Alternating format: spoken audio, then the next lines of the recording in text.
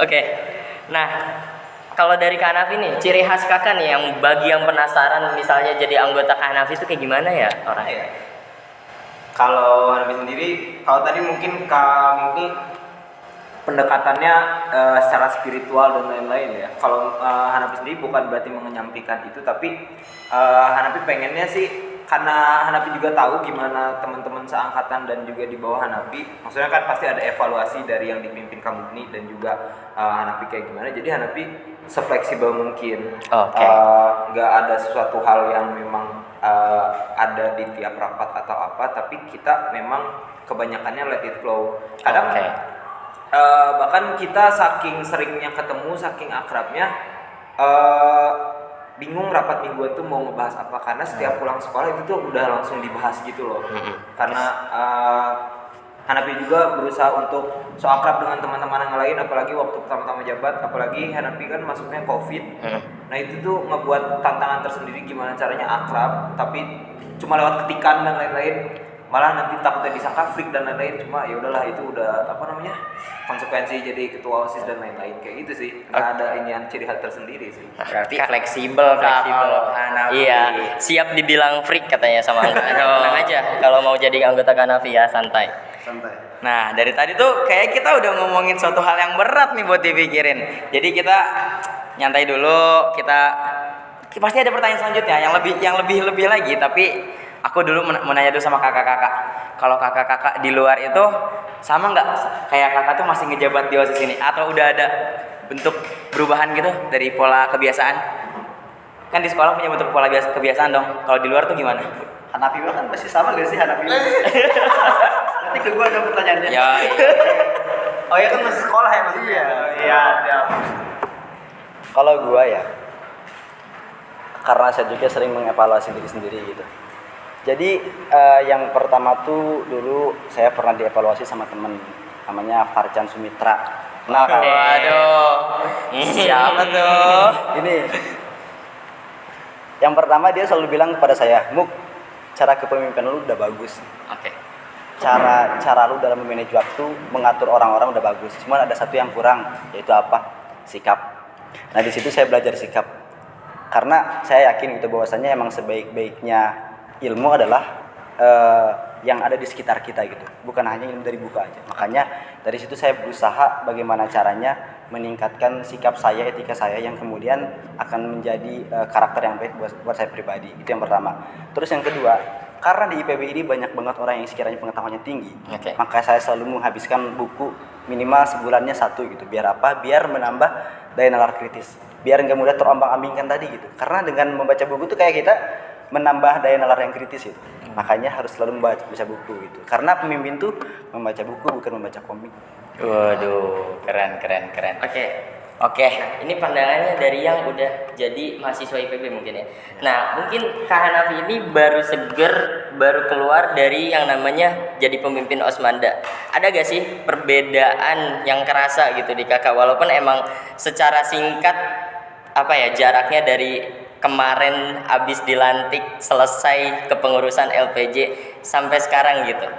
Kalau Hanafi sendiri banyak ngerasa perbedaan itu ketika ngumpul sama teman-teman di kerjaan sih. Oke. Karena oke lah kalau kita main sama misalkan ada punya circle atau tongkrongan gitu, itu yang nggak beda jauh, paling kita bagaimana cara tata bahasanya dan lain-lain yang berbeda. Cuma ketika Hanafi sendiri kumpul sama teman-teman kerjaan atau misalkan orang-orang baru yang experience-nya jauh lebih tinggi, jam terbangnya jauh lebih lama dan lain-lain, Hanafi sendiri selalu memposisikan sebagai gelas kosong. Karena apa yang mereka alami, apa yang mereka lakukan itu udah pasti, apalagi kalau lebih tua ya, apalagi mereka udah pasti lebih banyak pengalamannya, lebih jauh jam terbangnya. Jadi kita istilahnya pura-pura gak tahu apa-apa aja. Meskipun kita pro dalam bidang itu, tapi kita diem dulu aja gitu. Sambil kita menelaah bagaimana sifat dan sikap dia, sambil kita cari tahu apa yang dia tahu, supaya kita nggak salah langkah juga ke depannya. Lebih ke kayak gitu sih kalau Oke, berarti perlu hati-hati banget. Perlu hati-hati, perlahan tapi pasti. Aduh. Cuaks. Nah, kita balik. Aku mau nanya satu, adalah pertanyaan ke kakak-kakak nih. Menurut kakak tuh pengelompokan dalam satu organisasi itu bagus atau enggak. Contoh pengelompokannya. Contoh pengelompokannya misalkan, nih kita lagi sedang ada di OSIS nih, terus kita memimpin, kita tuh kayak ada suatu perbedaan gitu, misalkan kita perlakuannya ke kelompok ini itu beda, misalkan Katakanlah sekbid 1. sekbid 1 ke sekbid 1 itu beda, ke sekbid 2 itu beda, itu bagus atau enggak menurut kakak-kakak? Siapa dulu nih? Kamu dulu ya nih kayak nih. Oke, boleh dari kamu nih dulu deh. Banyak soal pasti tahu gimana di ormawa. Aduh. Terkait dengan hal ini sebenarnya begini, paling nggak suka kalau sekiranya membeda-bedakan gitu. Yang namanya yang kita pimpin itu harusnya diberikan dengan sama rata. Karena apa ya, kita harus memberikan dengan sesuatu yang sekiranya sama gitu. Ketika emang kepada A sama memberikannya, maka kepada B pun sama gitu. Jangan sampai karena hal yang sekiranya membuat apa ya namanya, ada gesekan kecil itu membuat kita benci pada satu hal. Karena kita konteksnya kan sekarang pemimpin itu. Jangan lagi menjadi pemimpin yang dikit-dikit baper, jangan lagi jadi pemimpin yang dikit-dikit marah.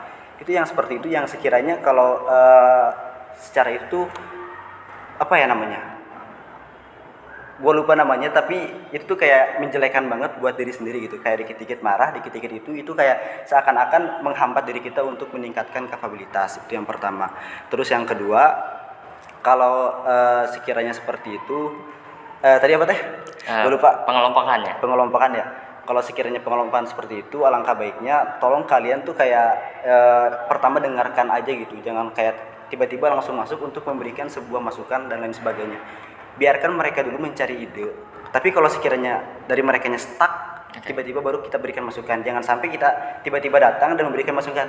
Karena dengan seperti itu kadang ada orang yang mengatakan bahwasannya, lu emang gak percaya gue ya? Sampai lu tiba-tiba langsung masuk gitu.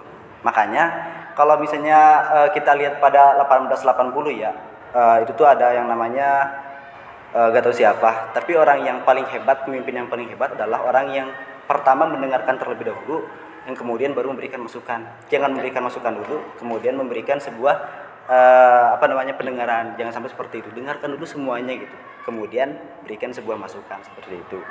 Terus untuk yang ketiga, pokoknya saya nggak setuju kalau sekiranya kalian membeda-bedakan bahwasannya kepada A harus seperti ini. Pokoknya kalau misalnya ke A seperti ini, B pun sama rata harus seperti itu. Karena bagaimanapun orang yang dipimpin oleh kalian itu akan menilai dari sudut pandang yang berbeda-beda. Jadi kalau sekiranya kalian membeda-bedakan, itu bakal lebih signifikan lagi permasalahannya kayak gitu. Oke.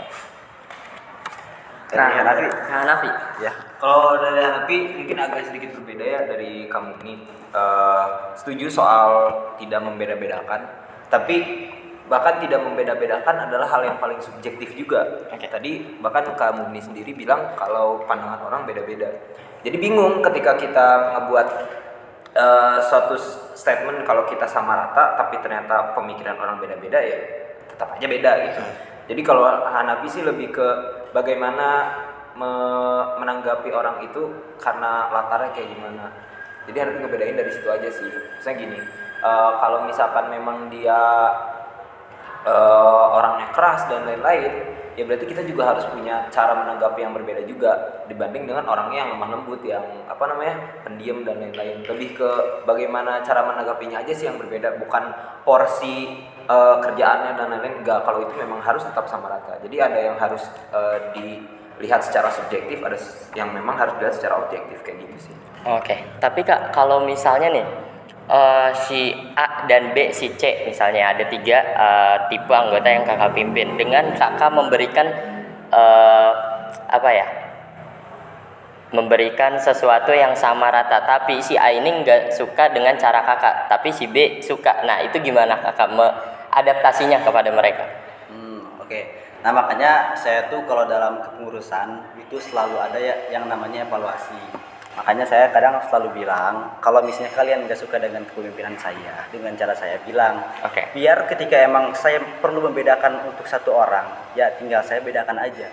Cuman saya mempunyai prinsip bahwasanya semua orang itu pengen diperlakukan sama, yang nggak ada yang lebih, nggak ada yang kurang. Biar apa? Biar semuanya itu merasakan keadilan yang saya pimpin seperti itu.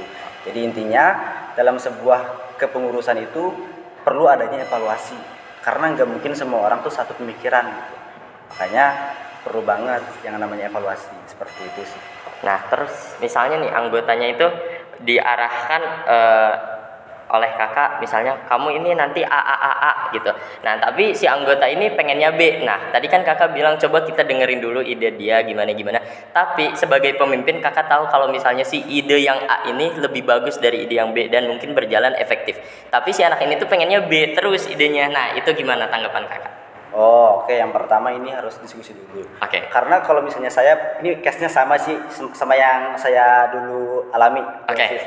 Jadi yang pertama case-nya saya itu disuruh sama kepala sekolah Oke. untuk melaksanakan kegiatan yang A. Oke. Tapi ada juga beberapa orang yang sekiranya pengen melaksanakan B gitu. Nah, yang pertama kita diskusi dulu landasan yang B, kenapa harus menggunakan rancangan yang B. Dan saya juga kenapa saya harus menjelaskan rancangan yang A. Nah, karena si B ini biasanya dia tuh hanya menggunakan rancangan B dengan pola pikir yang ia gunakan saja. Tapi saya itu kan rancangan A yang menggunakan pola pikir saya dengan Pak Kepala Sekolah. Yeah. Dan walaupun emang si B ini tadi kekeh untuk dilaksanakan, tapi ketika tidak ada perizinan dari sekolah, ya bagaimana? Dan biasanya di situ dia juga kalah diskusi yang kemudian ya udah mau gimana lagi? Karena case-nya adalah kalau sekiranya kita melaksanakan B nggak bakal di-ACC oleh instansi tersebut. Jadi mau gak mau ya ketika seperti ini harus didiskusikan, tapi dengan cara yang baik-baik. Karena kan kita juga diajarkan bagaimana cara diskusi yang baik-baik, seperti itu sih. Oke. Nah kalau kakak nih seperti apa? Mungkin tadi kalau kamu itu case-nya adalah sama instansi sama sekolah. Iya, sama Memang instansi. banyak batasan banget ya. Hmm. Maksudnya karena beliau lebih tua lah, karena kita harus menghargai dan beliau juga lebih tinggi Iya. dari kita pangkatnya gitu. Kalau misalkan sama anggota atau misalkan sama teman seangkatan, Hanapi sih lebih suka ketika ada orang punya pendapat dikumpulin semua terus cari jalan tengahnya. Maksudnya gini, ketika Hanapi sama kamu nih misal, Hanapi punya A, kamu punya B, kita cari tengahnya, Oke. setengah A setengah B, mungkin bisa kayak gitu. Kalau di angkatan Hanapi sendiri, teman-teman Hanapi selalu kayak gitu. Maksudnya kalau perlu memang kita sampai ribut ya ribut juga nggak apa-apa, asal Oke. memang tujuannya baik dan ada hasil yang memang sama-sama memuaskan. Jadi Hanapi sendiri nggak pernah memaksakan ide Hanapi itu lebih bagus atau enggak. Tapi ketika ada yang protes dan lain-lain, coba protesnya dikeluarin terus tabrakin aja sama ide Hanapi, karena dari tabrakan ide tersebut pasti muncul banyak percabangan posibilitas yang keren-keren juga gitu. Oke, berarti nanti bakal kemungkinan ada ide C yang hasil dari diskusi Ada AB juga. itu. Bahkan Oke. kita bakal ketemu masalah-masalah yang belum pernah kepikiran karena kita tabrakin aja ide semua orang. Oke. Siap.